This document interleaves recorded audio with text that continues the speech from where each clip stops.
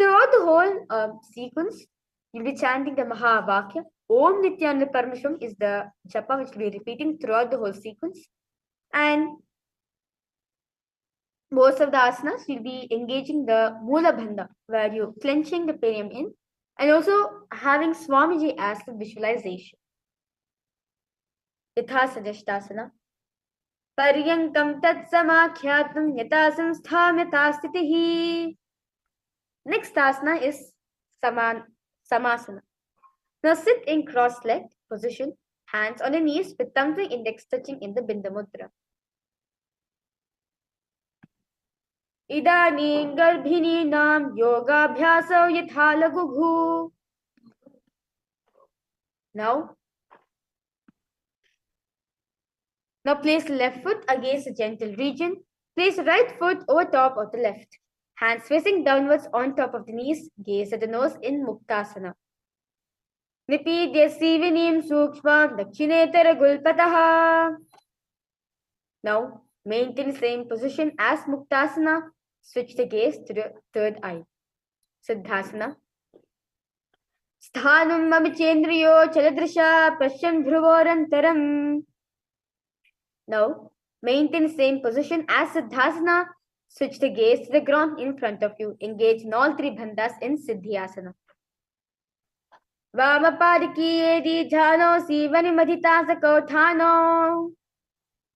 The next asana is Rudrasana 2. Now keep the legs in the same position as Siddhyasana. Rotate the hands on top of the knees in the Bindu Mudra. Switch the gaze to the third eye in Rudrasana 2.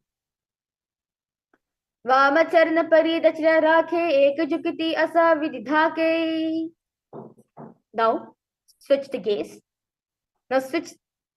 Now remain in the same position as Rudrasana 2. Switch the gaze to your nose in Santadonasana. Asana kaugara maniki chanchalata mitha. Now maintain one heel on top of the other. Bring the hands to the navel, cupping one palm over the other, resembling a lotus flower in the Samputa Mudra. Siddhasana 2. Rijikaya samasinaha siddhasana mudiratam.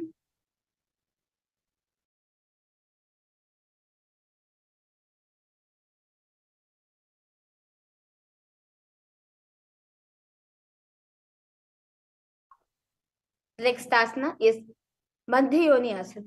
Now, keeping the legs in the same position.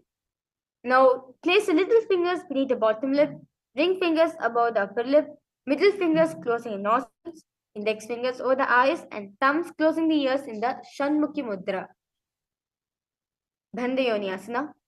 Yatra madhye mahadeva bandhayoni asaneshu now. Now, place one foot on the thigh, another foot under the opposite thigh. Thumbs and index fingers are touching each other in the Bindu Mudra and place them on top of the knees in Virasana. Ekam padamathaikasmin vinyasroni samstitaha. Now, place left heel on the right side generative organ, toes under the thigh. Now, place the right foot on the left leg, toes by the knees. Hands on the knees with your thumbs and index touching in the Bindu Mudra. Switch the gaze to your third eye. Valmikasana. Dava pagaki pagathali punedihe joya. Now, keep the legs in the same position. Switch the gaze to the nose in Joni Mudrasana. Baba padaki pagathali jahimahili kori. Now keep the feet and hands in the same position. Switch the gaze to your third eye in Yoniasana. Yonyasanam parvatena yogam yoga phale nilam. Now sit and bring soles of the feet together, holding with both the hands in the Shambhi Mudra. Now bring the knees down towards the ground. Gaze at the nose in Bhadrasana 3. Gulpo chavrishanasyaataha sivantyaf pashva yokshipet. Now keep your legs in the same position. Now relax your left hand on your right knee and press your tongue against the roof of the mouth, which is the Kechari Mudra, and switch the gaze to your third eye. Now with your right hand, Now the right hand cover your mouth. Close the nostrils as you inhale through the right nostrils, hold the breath, and exhale through your left nostrils, and repeating this on the other side in Aghorasana. पूर्व कहो बिष्टिका जोई वाही विधियो कीजे सोई. Now, keeping the feet in the same position, place elbows on the heels, rest the chin on the palms. Gaze at the nose as you be engaging in the Uddiyana Bandha, where you're sucking the stomach in and up. In Kaneri Pavasana. Gavali Pavasana Kashyo he jaise yahumyen jane vidite se. Now, sit with knee raised, arms between the thighs and the calves. Interlace the fingers in the Parisha Mudra. Lift the feet off from the mat. Parasana.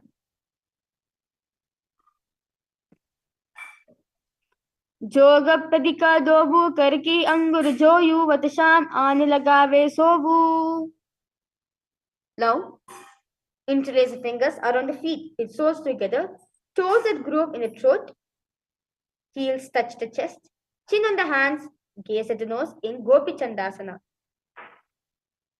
Purava Bidipaka Kanguta Taku Parashe, Redi Hidalagave, Kangase, Eitya Anguli Parirashe. Now, sit with the soles of the feet together. Insert the hands underneath the legs, holding the feet with the interlocked fingers in the Shambhavi Mudra. Bring the feet up to the chest. Bring the head down and touch the chin to your soles. Gaze at the nose in Udarasana.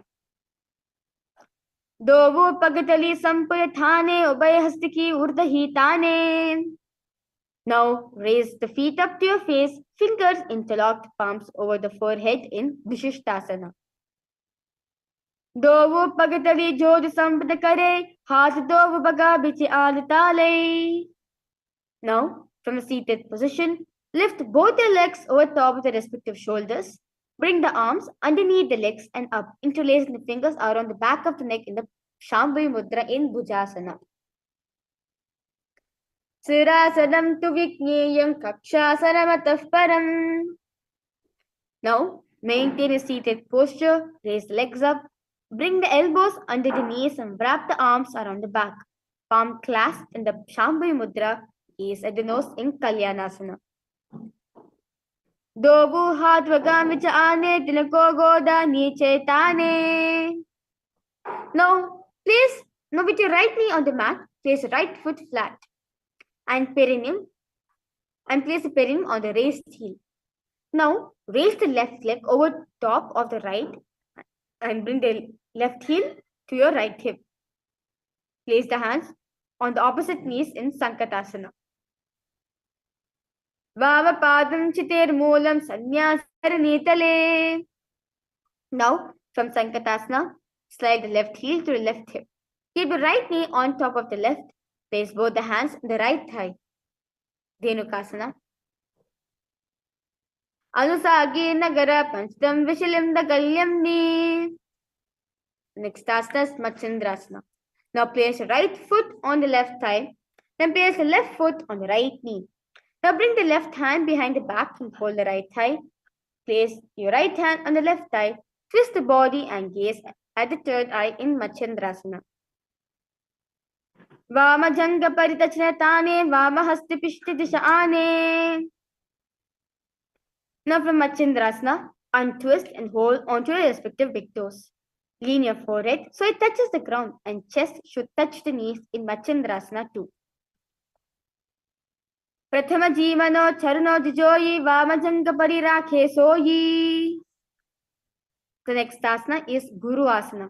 Now maintain the feet in same position, interlace the fingers and place them on top of the knees in Guru Asana. Uram Padasya Kanishtika Padeshe Gulpa Sanstavadeva Janu Pashni. Let's now repeat the Sankatasana on the other side as you visualize yourself as an elegant swan. Sankatasana. Vama Padam Chiter Moolam Sanyasa Dharnitale. Dhenukasana on the other side. Visualize a cow in your inner space. Anusage Nagara Panchtam Vishalim the Galyamni. Machindrasana 1 on the other side.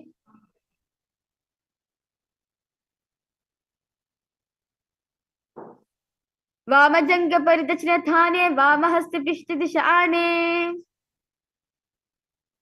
The next asana is Machindrasana 2 on the other side. Prathama Jivano Charno Joyi, Vamajanga Parirake Soyi. Now, let's repeat Guru Asana on the other side as you engage the Mahamudra Bandha. Uramo Lirapadasya Kanishtika Padeshe. The next asana is Parshvasana. Now, sit with feet flat on the ground and knees are raised against your chest, hands holding onto the opposite knees. Thighs together, keep the spine straight, tongue is pressed against the roof of the mouth in the Kechari Mudra and gaze at the third eye in Parshvasana. Padatale bhuma nidhaya janini urisidhaya viparita hastabhyam.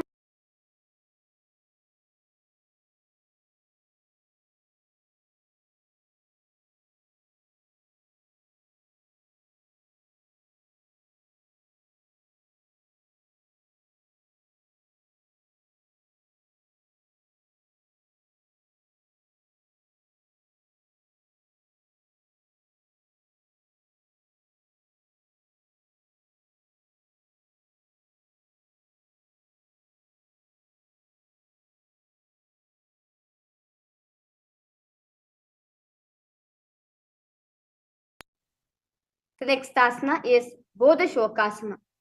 Now from a seated position, place feet flat on a mat and wrap the arms around the legs and hold onto the opposite wrist.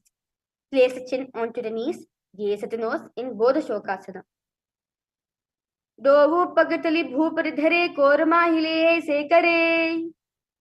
Now from seated position, place feet flat on the mat and place arms under the knees and hold onto the opposite elbows. Gaze at the nose in Kurakatasana. Dovo हाथ बारिल्यावे गोदा नीचे ले टहरावे. The next asana is Sumati Asana. Now, maintain the same hold beneath the knees. Bring the right foot over the left so heel crosses, toes point up. Gaze at the navel in Sumati Asana.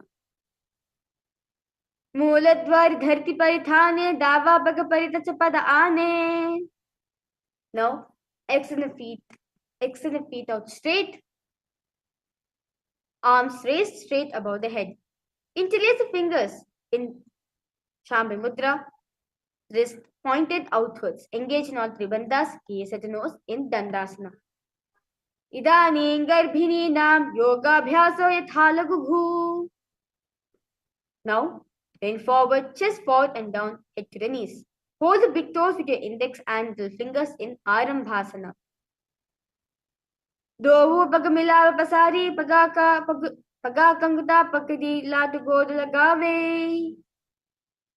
Now, sit your legs straight, extend the knees slightly up. Maintain one hand distance between the heels.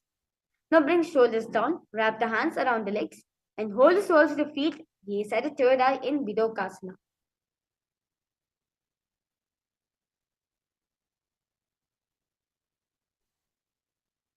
Vidokasana.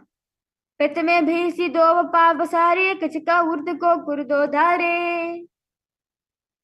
The next asana is Jalandhari Pavasana. Now extend both the legs over the heels together. Place the chin, mouth, nose on the heels. Now insert the hands below the legs. Keep the elbows together on the hands on the ground along with the fingers. Palms facing upwards. Gaze at the nose in Jalandhar Pavasana. Dovu edi melike di chahat vasari punichibuka nazika tarika bhuparidhari. Now raise yourself up. Sit and extend both the legs out. Lift one foot behind the neck. Lean forward and down as in Paschimottanasana in Urdhva Paschimottanasana. Paschimottanasana sitting kritva ekam padam grivaya nritva dishtet. Next asana is Anantasana. Now lie on the back. Lift the right leg behind the neck. Left hand pulls the foot from the top, straighten the body, gaze at the nose in Anantasana. Uttarashayani ekekam payi grivayam vinyasya. The next asana is Ankushasana. Now from Anantasana, rest onto the elbow of the hand, pulling the foot, gaze at the nose in Ankushasana. Uttarashayati ekekam padam grivayam kurvan. Next asana is Drishasana. Now, lie down on the back and bring the knees to the chest. Encircle the thighs and the calves with the arms. Roll to your left and your right in Drishasana. Uttarashailam jarani revastamba jangasaiturani. Let's now repeat Urdhva Paschimottanasana on the other side. Paschimottanasam sting kritva ekam padam grivayam dhritva tishtet. Anantasana repeated on the other side.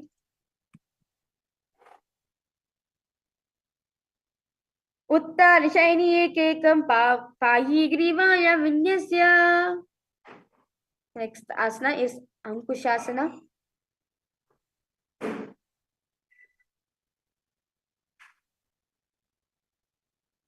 Ankushasana. Uttarashayati ekekam padam grivayam kurvan. Now,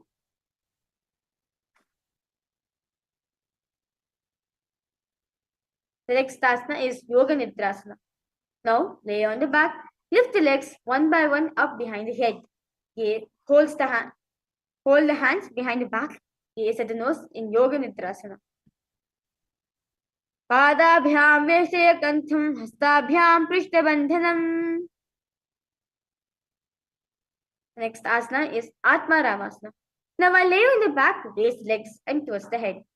Wrap the hands around the legs. Interlace the fingers behind the neck. Gaze at the nose in Atma Ramasana. Pratama sudoso vepaga uche agane. Now, lay on the back, knees to the chest, soles facing up. Extend the arms sideways, gaze at the third eye in Kochikasana. Dobu hath chitasa kare, tino so bese pa kare. Now, lie on the back, knees to the chest, arms reach to the sides at the shoulder level. In Chatara Pravritti 1, keep one knee bent and twist and bring to the ground on the opposite side. And keep the other leg extended straight. In Chatara Pravritti 2, keep both the knees bent to one side. In Chatara Pravritti 3, keep both the legs straight to one side, head looks in the opposite direction. Chatara Pravritti Asana 1, 2 and 3. Pradivritte Kukshibhagit Dahibar Kirtitaha. Let's now repeat Chatara Pravritti Asana 1, 2 and 3 on the other side.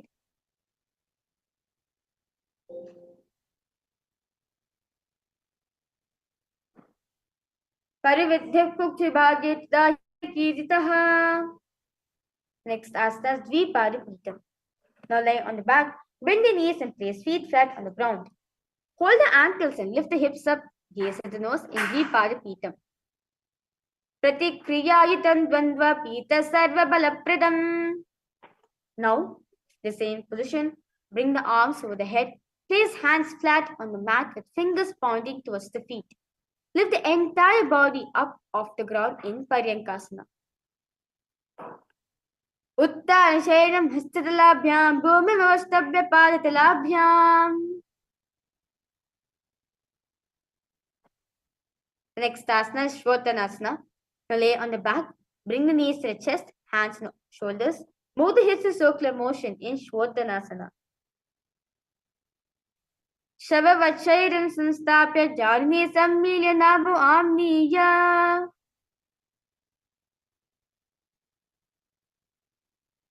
The next asana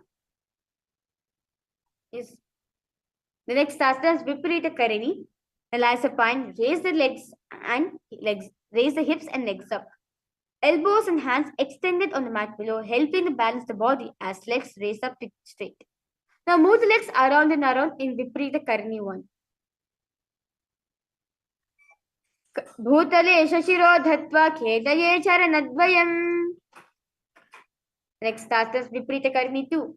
Now remain same position. Stop the movements of the legs in Viparita Karani 2. Karani Viparithaakya Sarva Divyadinashini. Next asana Langalasana. Now take the feet over the head, toes on the floor, hands stretched on the ground, palm clasped in the Parashamudra. Rest the neck on the shoulders in Langalasana.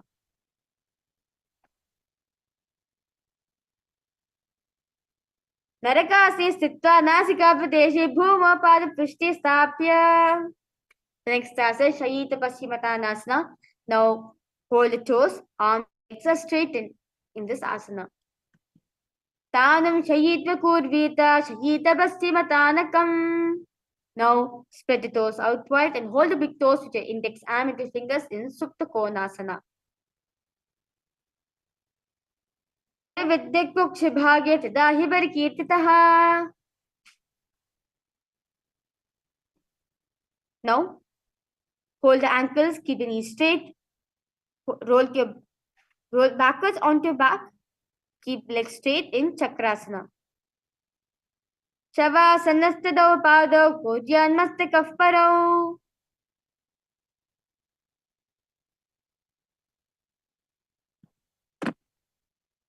Now,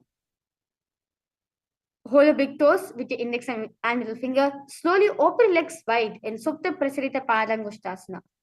Uttana Padam Kauncham Cha Marichim Veera Bhadrakam. Now bring the legs together in front of you and hold the big toes with your index and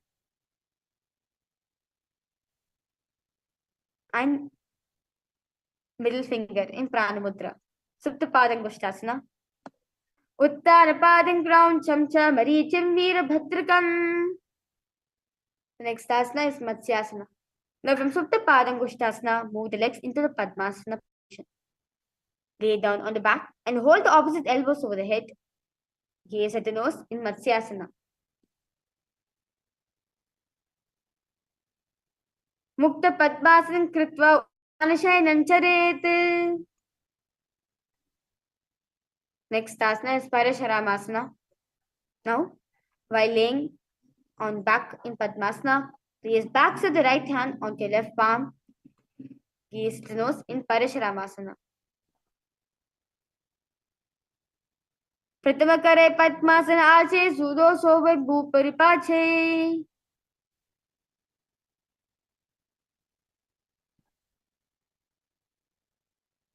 Next asana is Sarvangasana. Now while lying on the back, legs in Padmasana, lift the hips and legs up. Hands support the hips, elbows on the floor. Tuck the chin to the chest in Jalandhara Bandha. Gaze at the nose in Sarvangasana.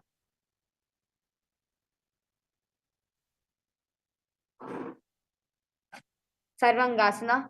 Atava Ksheti Sankshepat Sarvangasana Uttamam.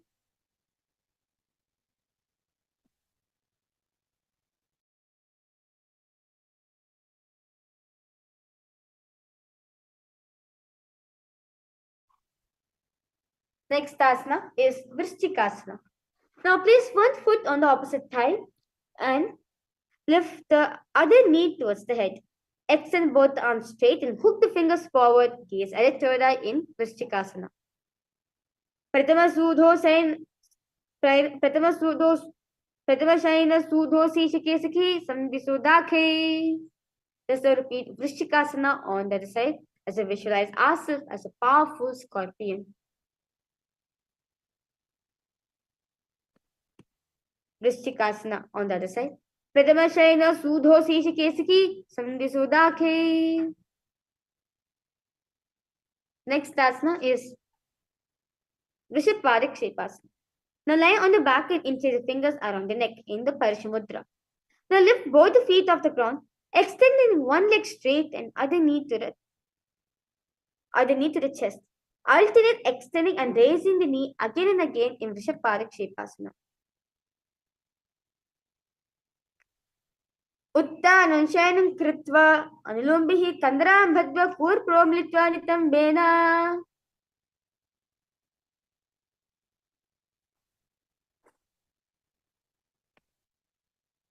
Next asana is Marottanasana. Now lay on the back. Lift the legs up. Lift the legs one by one, touching the ears with the knees in Marottanasana.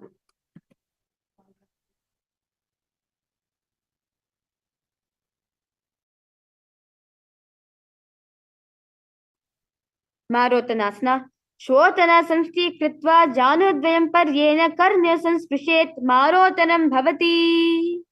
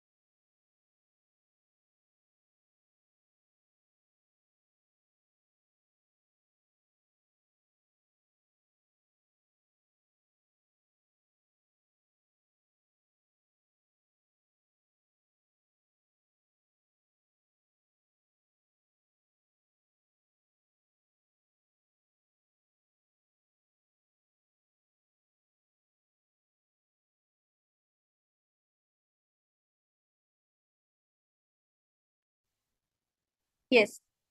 Nithyananda, to all the participants, we complete with you for the interruption during the Nithyananda Yoga. We were facing some issues. We'll be now resuming back to yoga right. Next asana is Vikrasana. While lay on your back, place soles of the feet flat on the ground, stand up, then sit back down. Visualize yourself as a wolf in Vikrasana.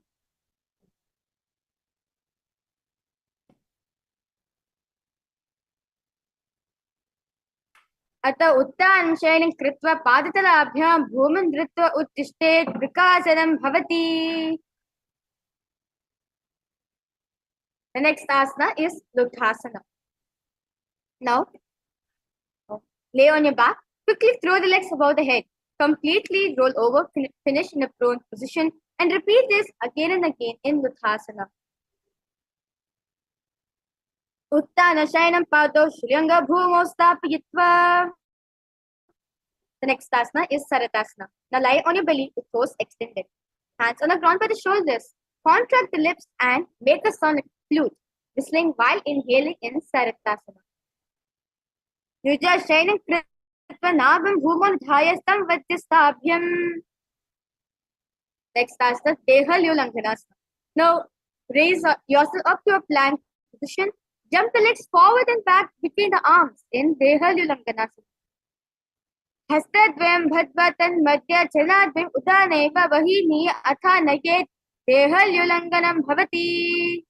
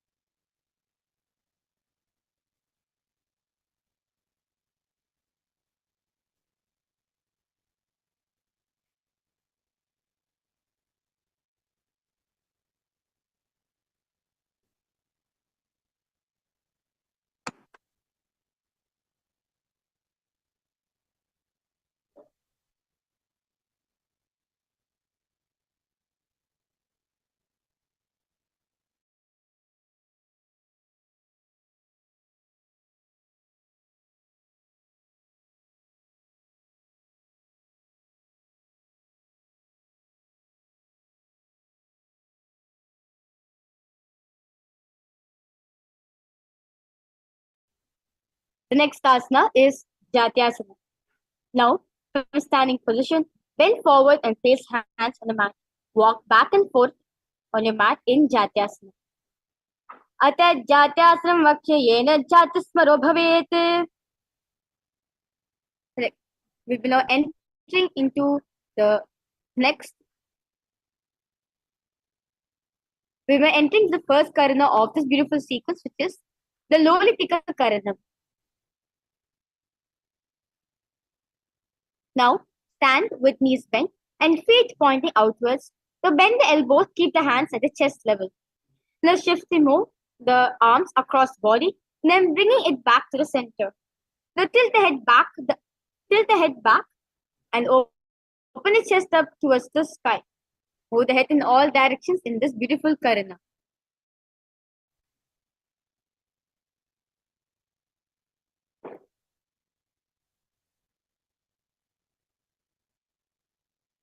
The next asana is Sarpasana.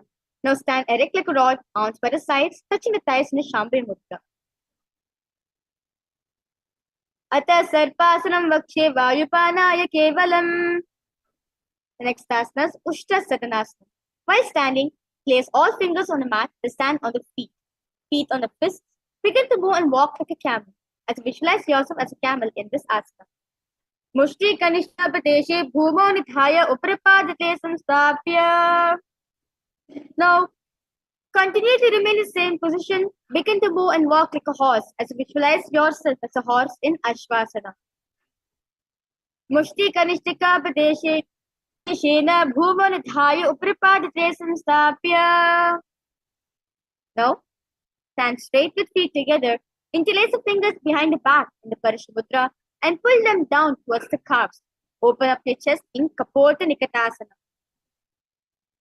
पादतले भूमौ निधाय पृष्ठभागेन हस्तो जङ्घापर्यन्तं नीत्वा. We will now enter into the next karana, which is a Tala Pushpam Karanam. Now stand tall with palms together in Namaskara Mudra. Gently bend the knees and keep the toes pointing outwards. Slightly opening up the palms, raise one heel off the ground and slightly lowering the waist, shoulder of the respective heel. Visualize you are offering a bouquet of flowers to Paramashiva in this karana.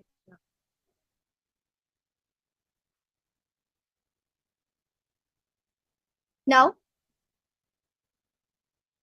stand straight.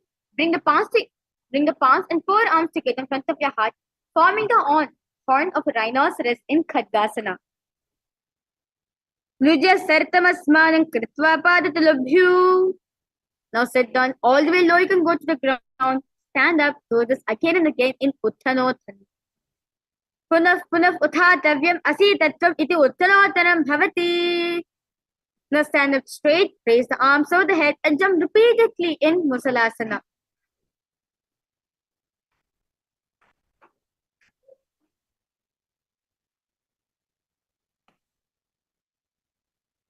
सरलं स्थित्वा ऊर्ध्वं बाहुं नयेत् वारं वारमुधानं कृत्वा नयेत्.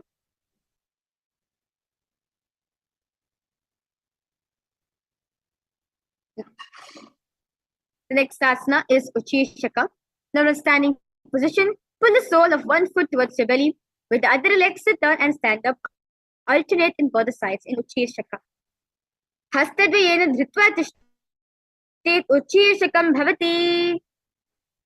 We will now entering into the next karana, which is the Parshvajanu Karanam. Now stand and keep one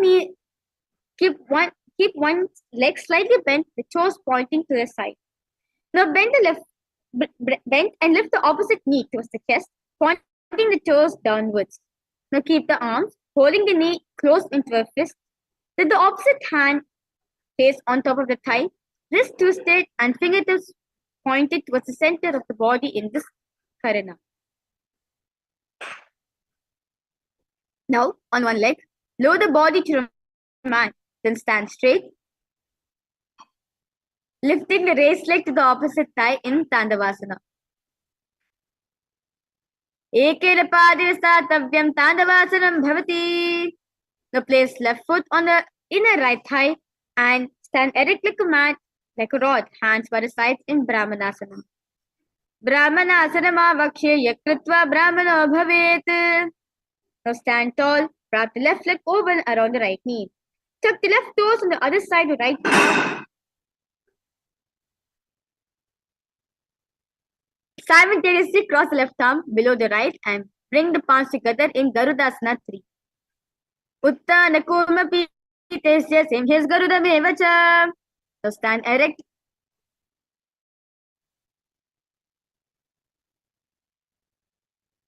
Now stand erect on the right leg. Left foot on the opposite thigh, hands relaxed by the knees in Ekapadasana.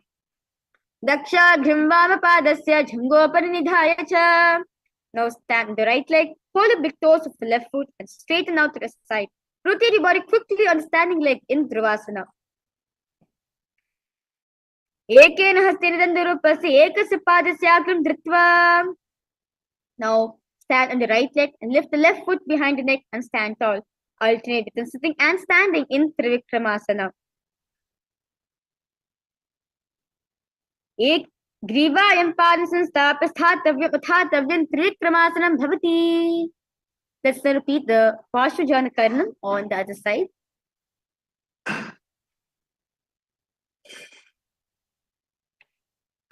Tandavasana, repeat it on the other side. Ekena padasam stapasthathavyam Tandavasanam bhavati. Brahmanasanam on the other side. Brahmanasana vakshe yakritva brahmano bhavet. Garudasana 3 on the other side. Uttana kurmapi tesya semhev Garudamevacha. Ekapadasana on the other side.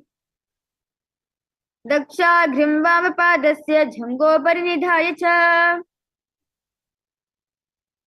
Dhruvasana on the other side. Ekena hastina dandurupasya ekasya padasya agram Dritva.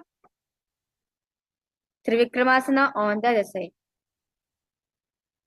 Grivayam parisanstapya sthathavyam uthathavyam trivikramasanam bhavati. So stand with feet close together, toes pointed slightly out.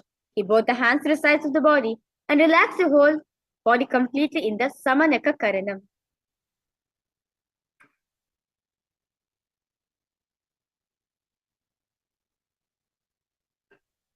Now, sit in a squatting position. Bring both the hands underneath the legs and make a finger lock. Let the finger lock touch the navel in Gorak Janjali Asana. Hitam hi bay hoy bahuri niche puni hovai.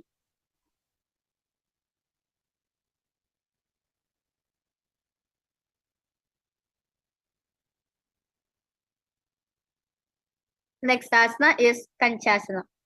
Now, continue sit in squatting position. Insert the hands between the thighs and the calves. Then wrap it around behind the butt. Keep the chest upright in Kanchasana. Pura Madhya Hasto Nivashritam Bamdritva. Now, sit in a squatting position. Hold the hands at the back and sit upright. Gaze at the navel in Bhairavasana. दो पगा की डाली की माहली को मिलाइए. Now continue sit in same squatting position. Bring your elbows up to the head and palms joined over the back, facing downwards. Gaze at the nose in Varahasana. Pagatali ki mahli ko milahi panapan gdo bhese. The next asana is Pripatasana. Now bring your hips to the same level as your knees. Let the fingertips touch the mat in front of you. Pripatasana. Ata uttasana nani pashti vyasam miri sthitva. Next asana is Bakasana. Now place hands on the mat with fingers wide. Place your knees on the back of the arms. Eyes forward and down. Slowly lift the legs off from the mat in Bakasana. Hastabhyam nemashtabhya janodvayan nabosam mili jhangare samstapya.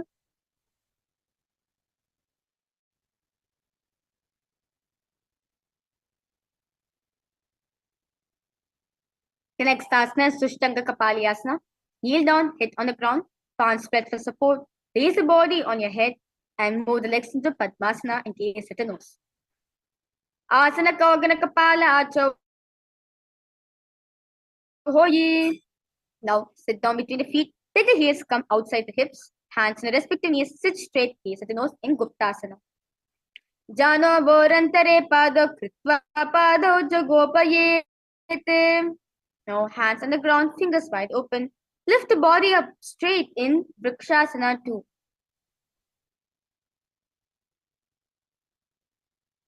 Sapta Chakrakshaya Vrikshasana Visheshakana. Now remain in the same position. Switch the gaze to your third eye in Shibhuvasana. Dobu Pagajodi Mahigulupa Milayi. Now relax yourself from Bakasana. Jump the legs back onto your hands and feet. Palms by the chest, body press off the mat. Now push the body up and down again and again in Matsyasana. Nijam Shainam Kurpurva Pashvagam Modak Kritya.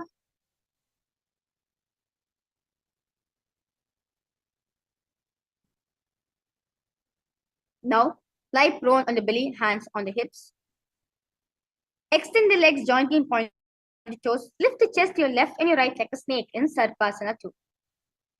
Nijam Shainam Kritva Hasta Nitam Sanstapya. Now lie prone on the belly, hands in Padmudra.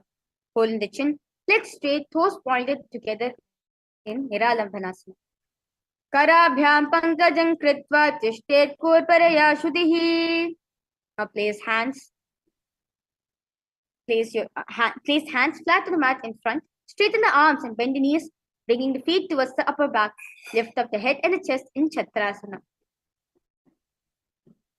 Adhyasana sthitva hastatalabhyam bhuvim vashtabhyanuya Chatrasanam bhavati. Now rise up, sit on the knees with top of the feet flat on the mat and bring the butt onto the heels. Stretch the arms in the front, palms facing down. Place forehead on the mat in Vajrasana.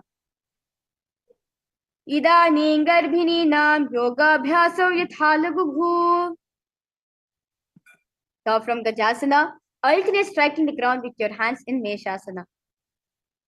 Gajasrasanto ekekam bahum bhumo tadayet Meshasanam bhavati.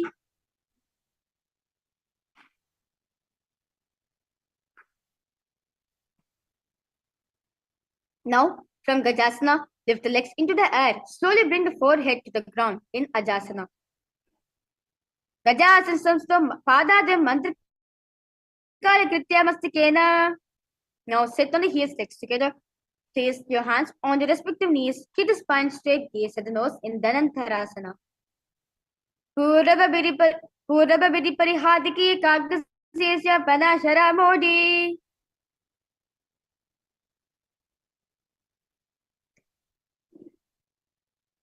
Next asana is Angamot. Now interlace the fingers in the front, then behind you. Stretch the arms forward to the sides and backwards. Hastyor Angulir Bhadvad Hastyor Madhyat Sarvad Vishkasit Tishtet. Now sit on heels in Vajrasana, feet turn out to the sides. Thighs and knees rest on the ground. Keep the spine straight, hands on the knees in Garudasana 4. Jangorubhyam dharam pitya sthirkavyo dvijanunam. Sit with legs folded back, knees wide open. Place front of the buttocks on the ground. Gaze at the third in Ananda Mandirasana. Atavakshe Veeranatha Ananda Mandirasanam. Now knees wide open. Sit on the ankles, hands under the knees. Gaze at the nose in Mandukasana 2. Prishtam Sampida Gulbhabhyan Jamvange Savalaya Kritihi. Now keep your toes on the mat, heels up together and place perineum on the heels. Now place palms on the ground, spread fingers wide, thumbs touching and base of the hands touching the toes. Gaze at the nose, stick out the tongue and exhale in Narasimhasana. Dovu Panapani Hoyi Vese, Yeji Malala Goda Nivese.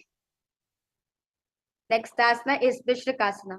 Now sit on the toes and place perineum on the heels. Now separate the knees and sideways and place the palm and place it on the ground. Make a hollow path of palms and place it on your mouth. Keep the thumbs under the teeth.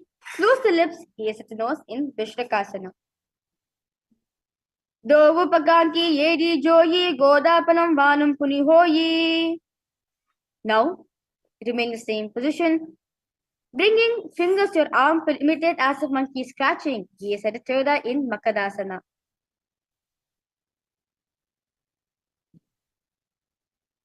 Dovu Pagatali Sampadane Tiniki Bishti Bhuma Paritane.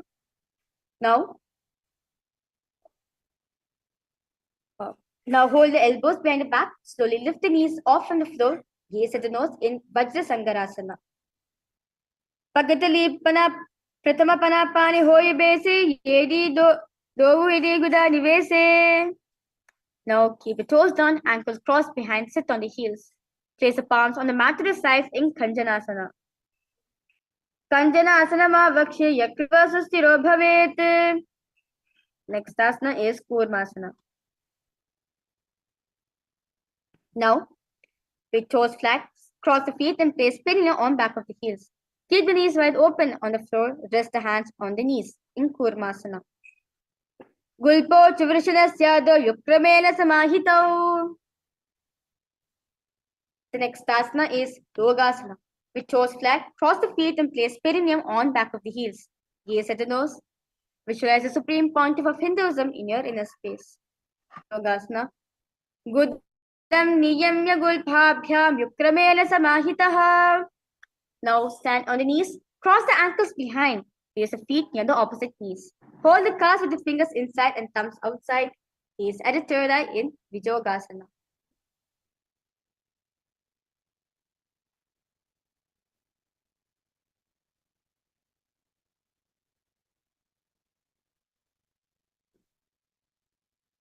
Godam vam hube hoyi, goda adhara ke doyi.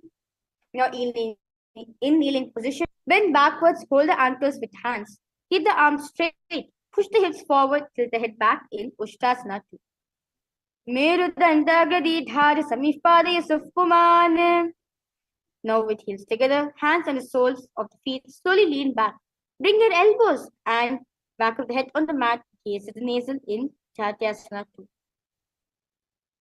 Dovu edi sampad kare sole mule dwari taridhere.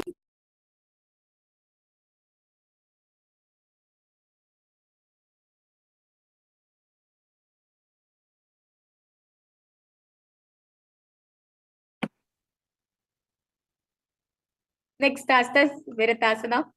Now, use supportive hands if needed. Rise up, lean back and touch your back to the ground in Viratasana. Do like this again and again. Jangrapti bhumo nidhaya jangodharna urni samstapya. Now from Viratasana, raise the hips higher. Bring the forearms on the mat and hold the back of the heels. Bring the head in between the feet in Kapotasana. Verudantagradidhari samifpade sufumane. Now stand upright on the knees with toes tucked. Hold the arms with opposite hands. Gaze at the nose in Varasana. Janani bhuma samstapya hastapyam bahu parasparam dhritva. Now we keep knees together, toes stuck. Lean forward and bring elbows to the mat. Hands holding the head. Rest the head on the hands and heels on the butt in Varahasana 2. Surya Chandram Vedanana Snani Kathyante. Now kneel down, place crown of the head on the mat between interlaced fingers, elbows on the mat, shoulders width apart. Lift the knees up and hips high. Raise body upside down in Mundasana. Adho Mundasanam Vakshye Sarvesham Praninam Sukham. Now, relax yourself.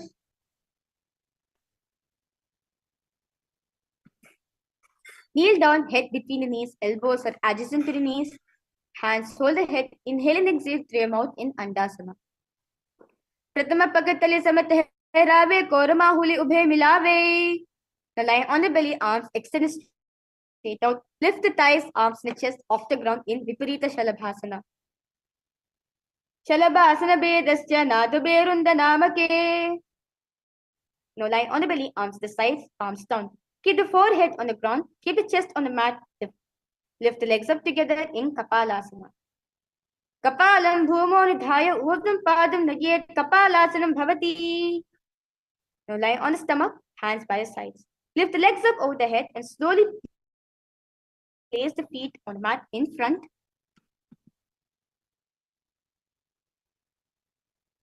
of the head. Keep palms flat on the mat behind in Akasha Kapotasana. Ushtrasana sthitva charana bhumari tapya matukopari nitva.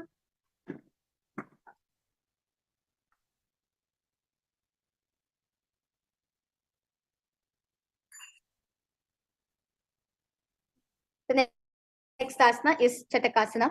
Sit on the knees. Bring the chest down so navel touches the knees. Keep the hands flat on the mat, forearms on the ground. Be steady.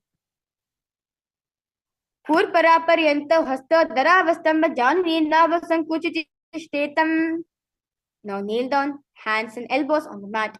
Raise the legs, bend the back to touch the feet on the head. Lift the chin and hold in Vrishchikasana 2. Vrishchiva pucha parimangripaashni ditva shashire chivakam vidayakau. Relax yourself. Now, place perineum down on the right heel. Keep the left foot outside the hip, ankle to the side. Place hands on the mat, resembling a bull in Vrishasana. Yamagulpe padamule vamabhage padetaram. Now, cross the toes to the left feet over top of the right. Lift the knees off the ground, balance above the mat in Lolasana. Lolasana sada kuryat vayu lola pagatanat. Now, place perineum down on the left heel. Keep the left foot outside of the hip, ankle to the side. Place hands on the mat, resembling a bull in Vrishasana. Yamagulpe padamule vamabhage padetaram. Now, place left toes on the ground, sit on the heels of the left foot. Place right foot flat in the ground with the knee raised towards the chest. Palms on respective knees. Maintain upright position in Balagunasana. Asana Kaugana Jalabika Rajayi. Now, squat with feet flat on the mat. Bring the elbows under the thighs and wrap the hands around the shin. Hold onto your ankles from the outside in Grahasana. पादतले भूमौ संस्थाप्य जानुमध्ये कुप्रोस्थाप्य हस्ताभ्याम्. Now, place your right toes on the ground and sit on the heels of the right foot. Now place left foot flat on the ground with knees raised towards the chest. Palms on respective knees. Maintain upright position in Balagunasana. Asana Kaugana Jalavika Rajayi. The next asana is Utkatasana. Squat and toes with heels up and knees off the mat. Place perineum on the heels and hands to respective knees. Keep the spine upright in Utkatasana. Pijosti yata udajano yatrasane padalo pari. Now sit with toes with perineum on the heels and soles together. Keep the knees wide and off the ground. Hold on to the opposite elbows behind the back. In Vajra Sangarasana 2. Pratama Pani hoy jaise dohu yeti guda nivese. Now squat with feet hip width apart. Hands under the soles of the feet from inside, palms down. Arms straighten. Elbows together at the navel, gaze at the nose in Anilasana. Dovu hath bhum paritani kahun jari na balaga ane. Now place back of the hands on the mat with fingers facing towards the body. Now step the feet on top of the hands wrapped around the feet like a shoe and walk around in Padukasana. Hastitalo padale kritva tishte gachet Padukasanam bhavati. Now place palms on the mat, raise both the feet upwards into the air. Then let them fall back down. Do like this again and again in Kukulodana. Hastitale bhuma kritva padale cha urdvam. Next asana is Viparita Nityasana. Now place hands on the mat, raise the legs upwards into a handstand. Move around on your two hands as if you are dancing in Viparita Nityasana. Hastitalabhyam bhumashtabhya urdham padage kurvan. Now stand tall. Separate the feet and place one palm down on the mat with arms straightened. Bring the opposite hand to the head. Be stable in Kunjarasana. Atavakshe Mahadeva Kunjarasanamuttamam. Now separate the feet and place one palm down on the mat with arms straightened. Bring the opposite hand to the head and be stable in Kunjarasana. Atavakshe Mahadeva Kunjarasanamuttamam. Now sit on the ground with feet flat and heels close to the body. Hold the respective ankles, lift the feet off from the ground in Kadambasana. Pashnibhyam bhuvamashtabhya hastadven gulpa dritva tishte kadambam bhavati.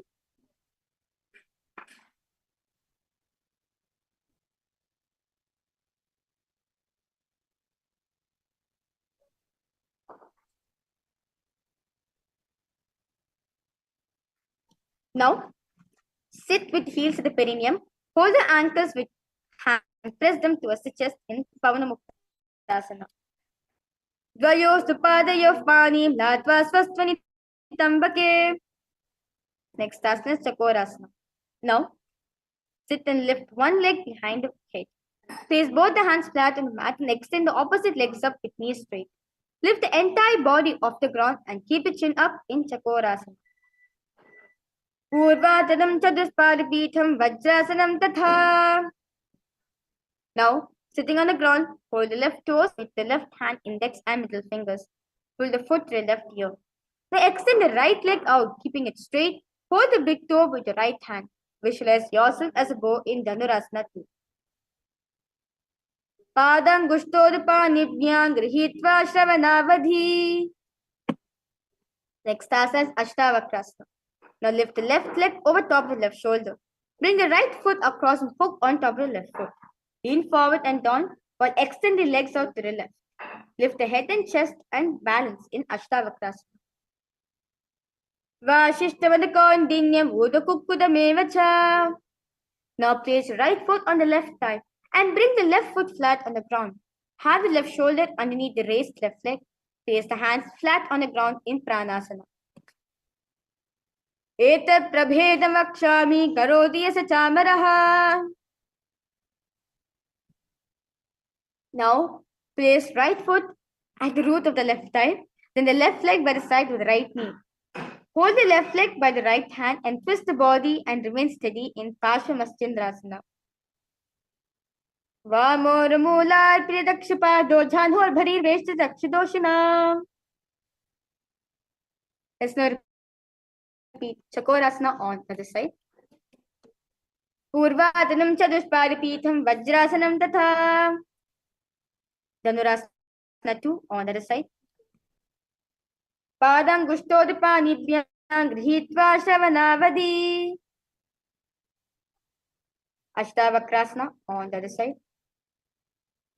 Vashishthamadakondinam Udakukkudamevacha. Pranasana on the other side.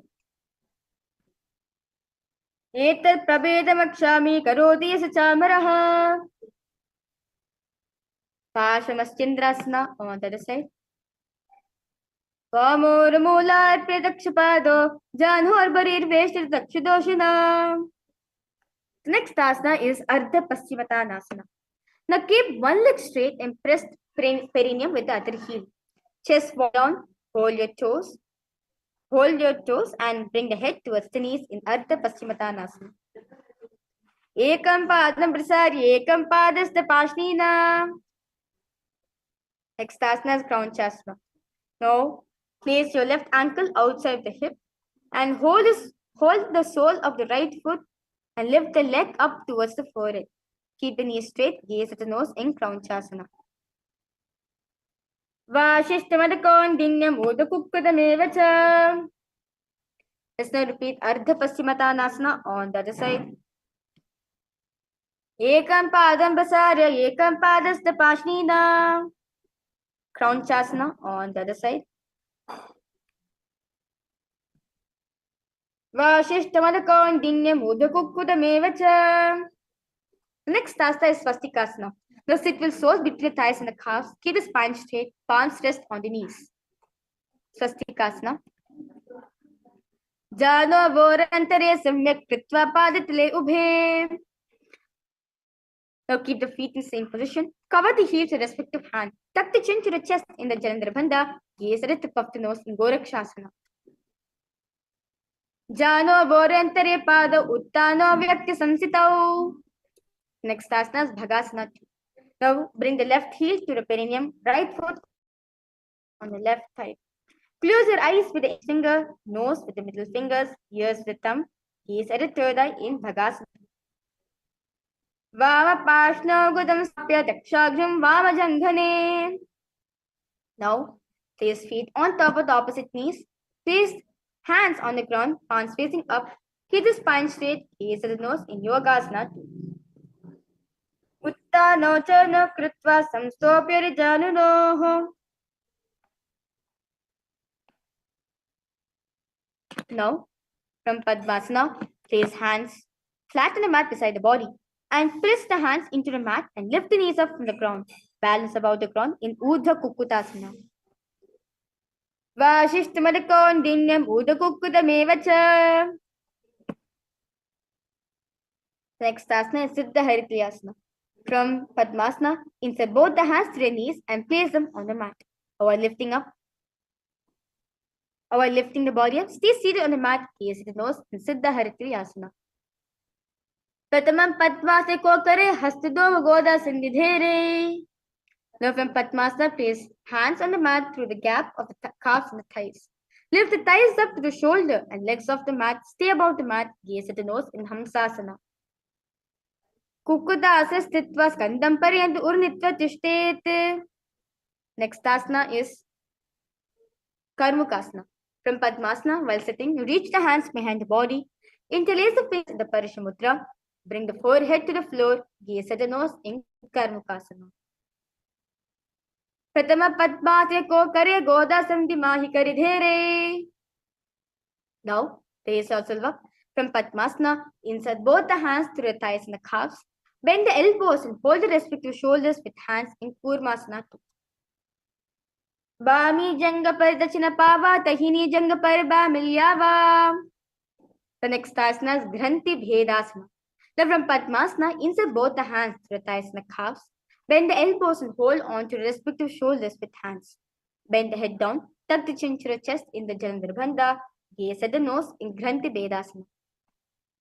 Atavache Neelakantha Granthi Bedasanam Shubham.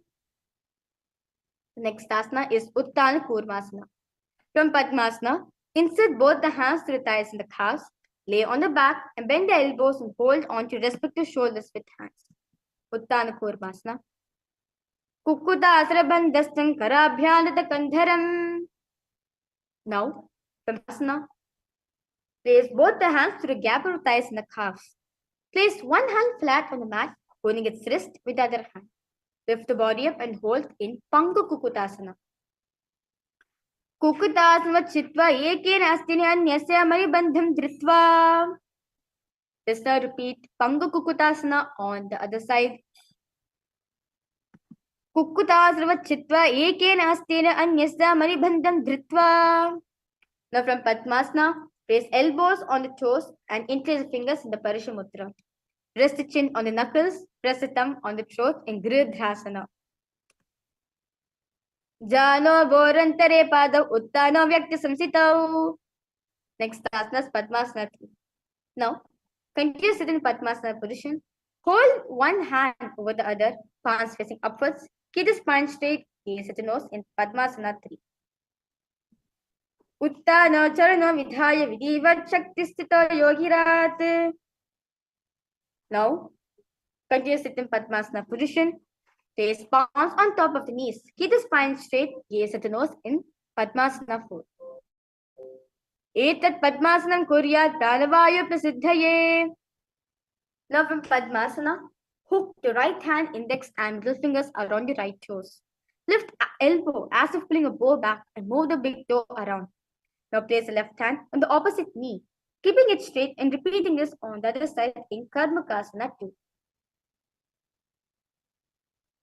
Karmaka Atanyasana Vakshe Yoga Purak Rakshanat. Now from Padmasana, cross the arms behind the back and hold on to respective big toes with your index and middle finger. Now inhale through the tongue, straight like an arrow in the Kakachantu Kumbhaka. Engage in all three bandhas, gaze at the nose in Karmakasana 3. Karmaka Asanamakritya Udare Purayet Sukham. Now maintain the same position. Now relax the Uddiyana Bandha and the Jandra Bandha. Lift the chest up, gaze at the Tyoda in Dridhasana. Urubhyamyopari sthapya padayugman priyatataha.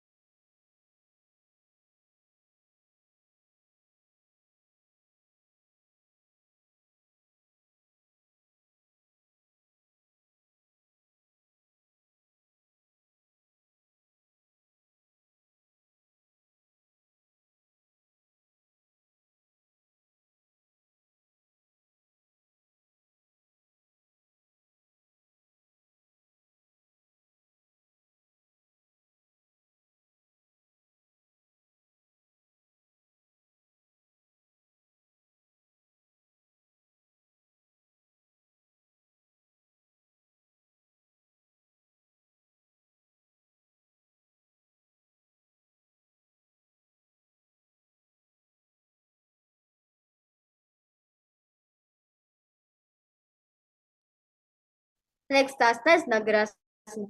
Now from Padmasana, lay down, arms behind the back and hold onto the opposite big toes. Lay down on elbows, thighs and back. Lay down on your elbows, gaze at the nose in Nagrasana. Pradama Padmasana Komdane, Dovu Hadvachane Amne. Next asana is Kandukasana.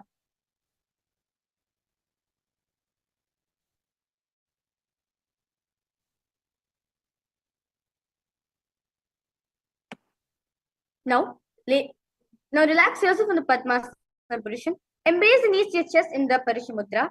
Head touches the knees in Kandukasana. Vetrasane Sitva Hastapadam Nishkushamudam Nayet. The next asana is Urdhva Pavanasana. Now place soles of the feet on the ground. Hands interlock under the head in Parishamudra. Gaze at the nose in Urdhva Pavanasana. Pratama Sudo Saina Karave Goda Ubha Rash Milave. Now lay on the back, bend the knees and keep the feet flat on the mat. Place upturned palms under the heels and lift the hips up in Markata Pitasana. Uttanam Shainam Padakli Uttana Hastyosta. Now raise the hips up. Support your hips with hands placed at the waist, elbows by the weight of the body. Chin presses at the throat, gaze at the nose in Utthana Shikipitakasana. Jango Rubalini Naschet Utthana Shikipitakam. Next asana is Narakasana. The last point, raise the hips and necks up. Elbows and hands extend mat below in Narakasana. Griva Kantena Bhumi Vishtamba Padagradvayam. Next asana is Nithyananda. Now bring your hands to the lower back, keeping your core engaged. Slowly lower and angle them in Nithyananda. Now Kavastita Urdham Padagram Naye Nithyananda Bhavati. Now relax the shoulders and the hands to the mat. Hip legs vertical and hold in Dvajasana. Triyanakava Griva Pushtikurpurehi Bhumastava Kalakshena Padagradvam. Now, rise up fine, completely relax yourself, avoid any movements of the body. Visualize the Supreme Pontiff of Hinduism is liberating. Bring awareness to every single part, every single movement in you in the Shakti Chilan Mudra. Vritasanam. Uttanam Shavavat Bhumau Shayanam Tu Shavasanam. Shavasanam Shramaharam Chitta Vishranti Karakam. Now,